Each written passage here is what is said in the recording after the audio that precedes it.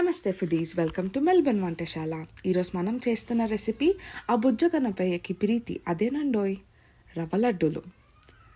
ముందుగా మనం ఒక మీడియం సైజ్ ప్యాన్లోకి 3 టేబుల్ స్పూన్స్ నెయ్యి తీసేసుకుందాం. తర్వాత ముందుగా కలుపుకున్న సన్న రవ్వ కొబ్బరి మిశ్రాన్ని ఈ నేతిలోకి వేసి గోల్డెన్ బ్రౌన్ వచ్చినంత వరకు ఫ్రై చేసుకొని ఈ సర్వింగ్ బౌల్లోకి తీసుకొని పక్కన పెట్టేసుకుందాం. తర్వాత అదే ప్యాన్లోకి ఒక 500 ml ఆఫ్ వాటర్ తీసుకొని దాంట్లోకి 250 to 300 grams of sugar add చేసుకుందాం. ఆ వాటర్ బాయిల్ అయినంత వరకు మనం వెయిట్ చేయాలి. అది వాటర్ బాయిల్ అయ్యేలోపు మనం పక్కన స్టవ్ మీద మన డ్రై ఫ్రూట్స్ని నేతిలో ఫ్రై చేసుకుందాం. నేనైతే క్యాష్యూ ఇంకా కిస్మిస్ తీసుకున్నాను.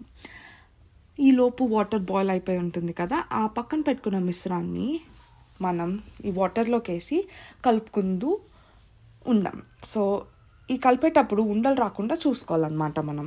దాని తర్వాత ఈ డ్రై ఫ్రూట్స్ దాంట్లోకి యాడ్ చేసుకొని అండ్ ఇలైచీ పౌడర్ కూడా యాడ్ చేసుకొని మనము నీట్గా చేతికి నెయ్యి రాసుకొని ఉండలు కట్టేసుకుందాం.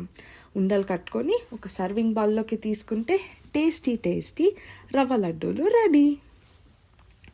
మీరు కూడా ట్రై చేసేసి కింద మాకు కమెంట్ చేయండి ఎలా వచ్చాయో.